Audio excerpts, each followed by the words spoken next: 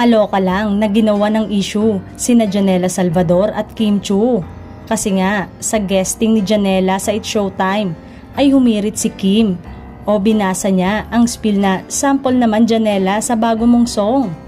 Pero ang sagot ni Janela, nananakingiti, medyo paos ako today, kayo na lang.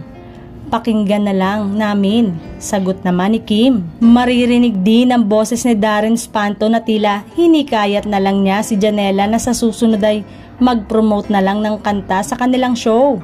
Yun nga, nairita ang mga fans ni Kim.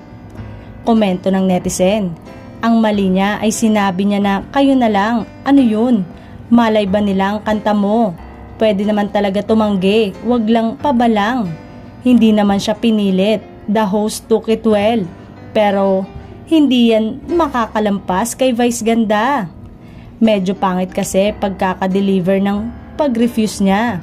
Wala naman masama tumanggi, mag-sample, but in a good way naman. Wala man lang pa-sorry na medyo paus siya.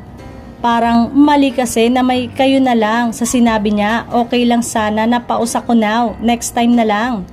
Magpo-promote ka tapos kayo na lang. She could have said it differently. Sige, kayo na lang. Kaya pala parang imbyar na rin si Vice Ganda at nagparinig ito sa isang segment na sobrang irita sa ginawa nito sa anak-anakan na si Kim Chiu.